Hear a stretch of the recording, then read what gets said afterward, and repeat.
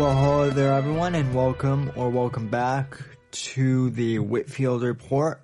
I am the aforementioned Whitfield of the Whitfield Report, Sam Whitfield, recording here at NGC Studios here in Southern Florida. And I want to thank you for joining me either on YouTube, where you're watching the video version of the podcast, or over on TapeRight, where you might be hearing the audio version of this podcast. And whichever one you've chosen, I'm so glad that you're here, and I'm so glad that you've decided to join me.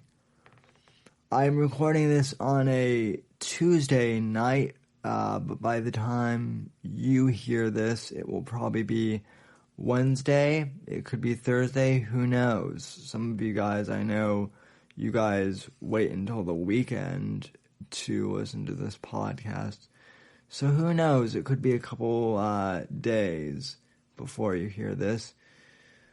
But anyway, I want to thank you so much for joining me once again.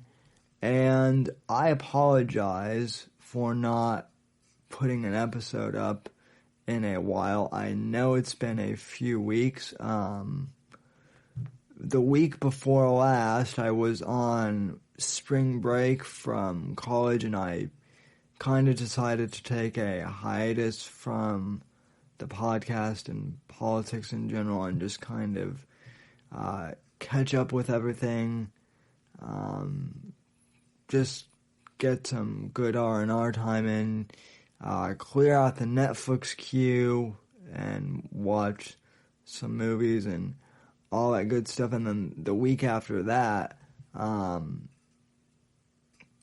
this previous week, I was getting back into the swing of school and, all that happy jazz. So, yes, I do know that there's a whole big thing with Trump Care going on. I did write an article about Trump Care and the pre-existing conditions about 2 weeks ago on American Watchmen. That's about all I did in terms of politics over my spring break. And I will talk about the healthcare situation in a future episode. I was going to do it with this episode. We have so much to cover with our main topic today or tonight or whenever you're listening to this, that I just don't think we would really have time to fit in healthcare along with this topic. So I will be covering healthcare in another podcast in the near future. Don't worry. And I'll also be covering the Supreme Court nomination of Neil Gorsuch, which occurred today. I'll be covering that in a podcast, hopefully later this week, that I record. But for right now, I do want to focus on one main topic, which I've gotten very dressed up to talk to you about, since it is the return of my podcast from hiatus. That's one of the reasons why I decided to dress up today.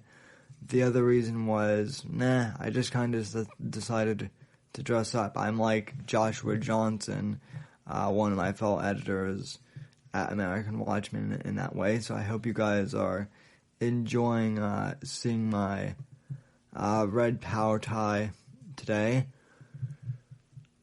But anyway, with all of that out of the way, let's jump into the topic of the podcast, and that is the controversy surrounding Tomi Lahren and her dismissal from the Blaze. Now, for those of you who don't know who Tomi Lahren is, and I'm assuming that if you don't know who Tomi Lahren is, you're probably either not very up on politics, or you may be one of our listeners from Europe, where Tomi isn't as widely known, and U.S. political media figures aren't that big of a deal. But just to kind of give you a recap, Tomi Lahren, up until yesterday, Monday, was the host of her own internet TV show on The Blaze, which is an internet media company run by Glenn Beck, who is another quote-unquote conservative voice.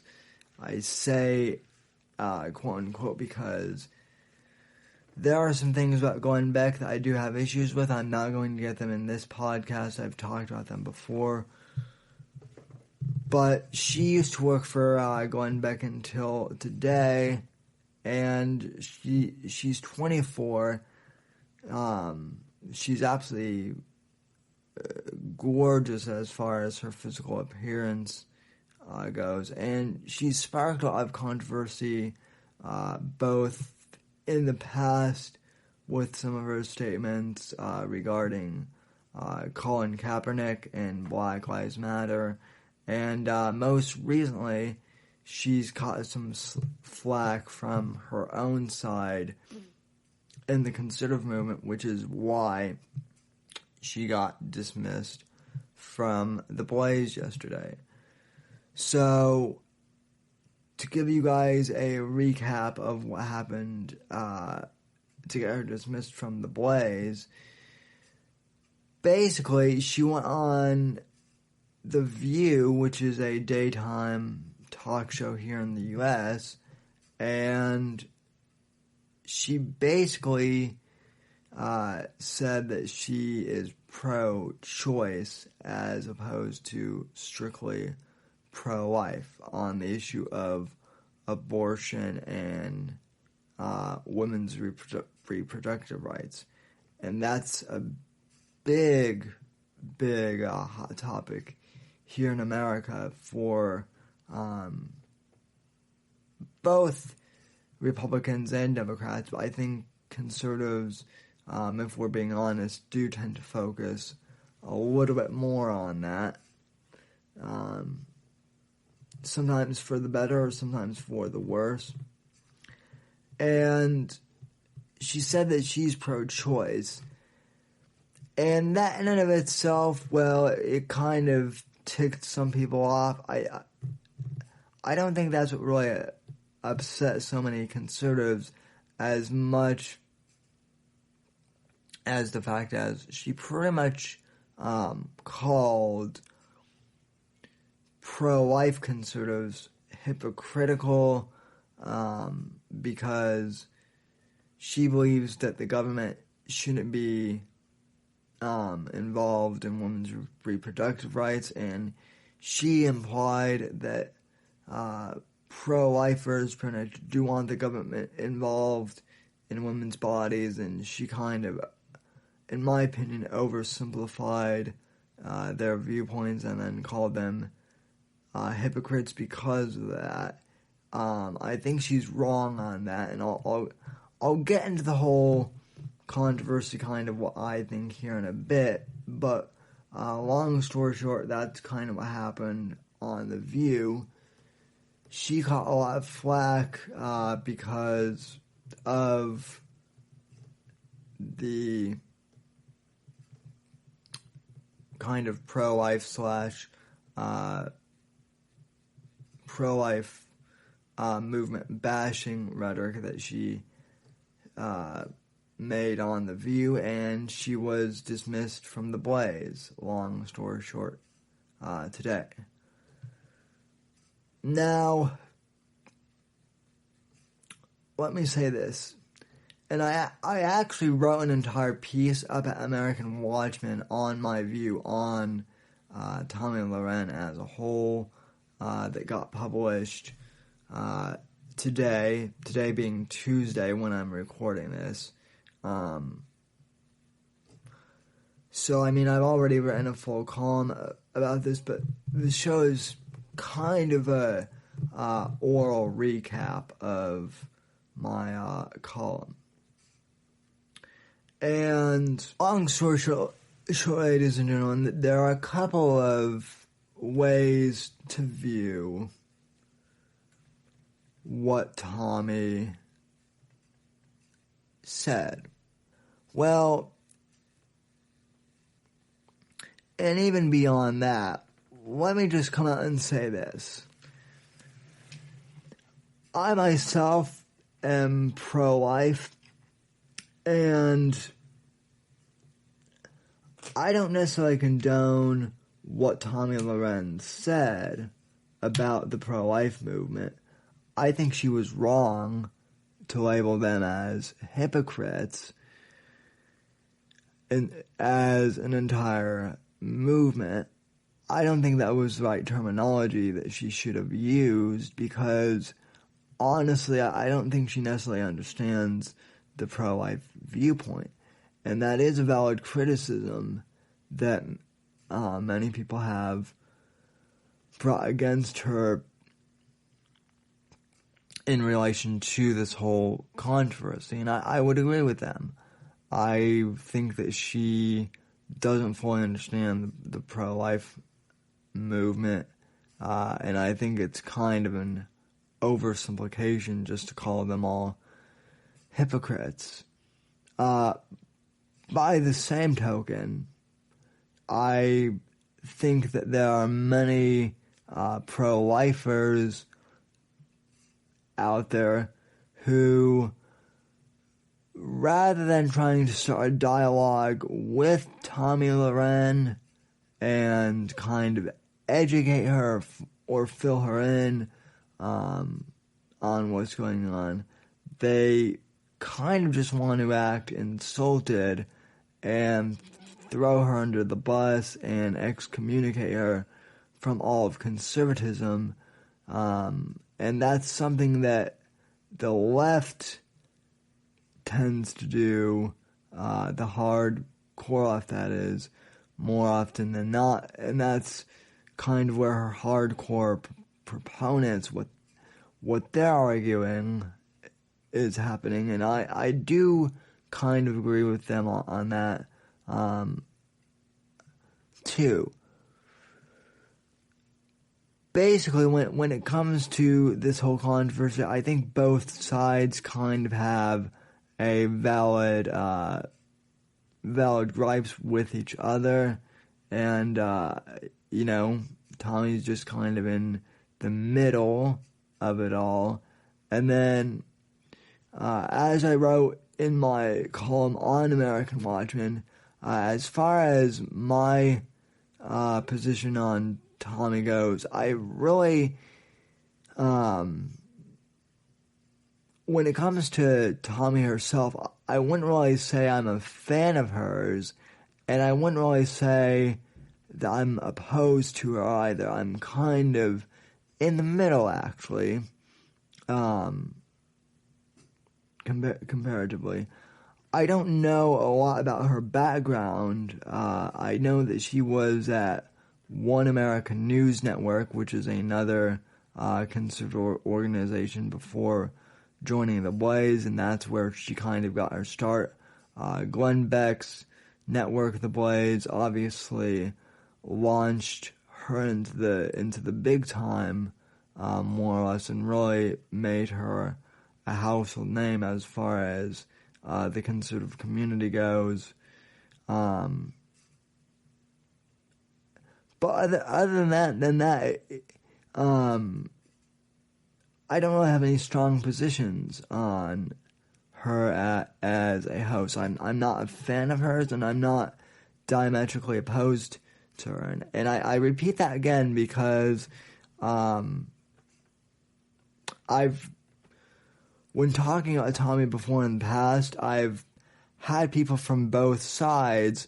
Whenever I praise something that Tomi has said, there are always those who oppose her who are saying that I'm a Tomi fanboy and that I'm just trying to get in her pants, or that I'm just trying to sleep with her, and that she's horrible, and that I'm just I'm just one of her diehard fans, which isn't true. And then whenever I criticize her, I get bashed by the Tomi mostly fan girls, but also some fan boys out there who are just saying that I'm jealous because Tomi is a successful woman who has a much more broad reach than I do, and somehow I'm just jealous of her. And neither of those extremes are really the case. When it comes to her, I'm like I said, I'm neutral. I'm not really a fan of hers like I am with someone like Rush Limbaugh or Steven Crowder, but I don't hate her either. Which puts me in a very interesting position to comment on this whole thing, because here's where I stand on the whole issue of what Tomi said about the pro-life movement. Most of you who have listened to my podcast over the years, or watched or really read anything I've said in the long term, I myself am very pro-life, okay?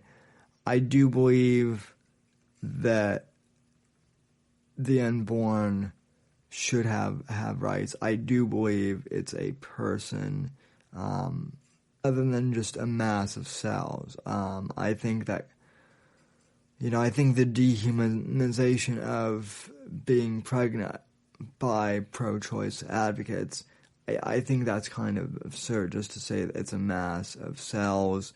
I'm very pro-life. At the same time, I also recognize that abortion is probably not going to be illegalized completely, and I think that abortion should never happen, but if it does happen, it should be extremely rare and infrequent. That doesn't make me pro-choice necessarily. I'm not as much of an idealist as some pro-lifers maybe. I think just being pragmatic, that's where the state of abortion should be. I think they should be as rare as possible. And that's kind of where I stand. And I've said that for a number of years, so this is nothing new. Also, as someone who has a physical disability myself, I'm in a wheelchair. I do find it incredibly tragic that a large number of babies who are aborted have Down syndrome or some other disability that has been, detected before birth, and therefore they get terminated. I think that's incredibly sad. So, obviously, I think I've established that I'm pro-life, and no, I don't condone what Tomi and Lahren said about the pro-life movement being hypocrites, and that is a criticism that I have of her. However, I don't think she really, like I said, I don't think she really understands the pro-life argument as much as some others do. So I think rather than throw her out of the conservative movement entirely, I think that conservatives and pro-lifers, and especially pro-life women, should try to start a dialogue with her to maybe inform her or persuade her towards taking a more pro-life stance than maybe she has right now. And she's also said that she's pro-life in her personal life. But again, I just think it would be more effective for pro-lifers to start a dialogue with her rather than try and say that we should kick her out entirely, because I don't think that really solves anything for her, and I think it could not only be a learning experience for her, but I think for her fans as well. So that's where I kind of see her going on this issue now. With that being said, I don't think we should throw her off the conservative ship per se. However, I don't think we should necessarily save her either. I think a large portion of this is a mess of her own making, and while I don't think we should necessarily kick her off, I don't necessarily think that we need to throw her that many lifelines. I think she'll recover. I don't think that this will be the end of her, like some are saying. But if it is, it is. Again, that's just me being neutral on this. And believe me, this isn't the only controversy that she's had, and there are other things about her that I really do not like.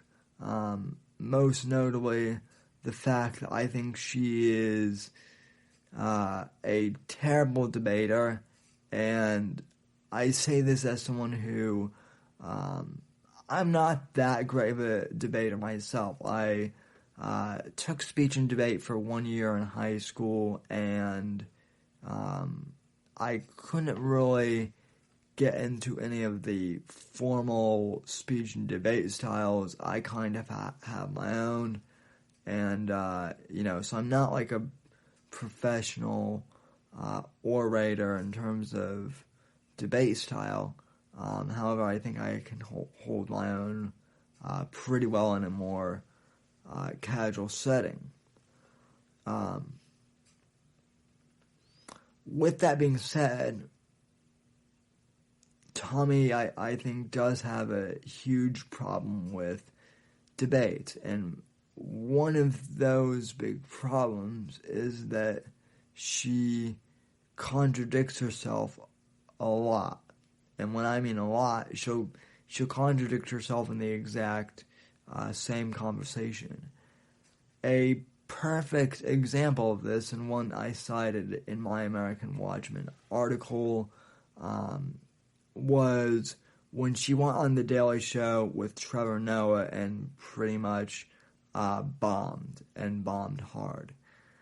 And I said this at the time that this debate happened, and this was where I got in trouble with Tomi's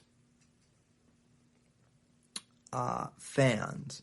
I said that Tomi really botched the debate, that Trevor Noah, in my mind, isn't really much of a debater himself or much of an intellectual heavyweight. I think I'm a little bit more of a political intellect than he is, and that I could have taken him on easier than she did. And the problem with her, like I said, she contradicted herself multiple times. Most notably, she said that as a millennial conservative, she doesn't really believe in labels all that much. She doesn't believe that millennials like being specified or labeled, and that's the way the new generation of conservative kind of feels. And that bugs me in of itself, and I won't go into it in detail, but long story short, labels, contrary to what the new age millennial thought is, labels are just like an everyday part of our life. They're not necessarily inherently bad or inherently evil. They're not necessarily good either. Labels are just labels, and and they'll always be there. So, I mean, I think this whole kind of new age, we want to get rid of all labels. I think that's stupid, and it didn't serve her well, especially because she said that she doesn't believe in labels, and then she immediately turned around 5 seconds later and pretty much called Black Lives Matter a hate group, which the evidence, that she provided was pretty accurate, that there are lots of riots, in the streets where Black Lives Matter is involved, and that there's a lot of anti-cop sentiment that, that is borderline violence.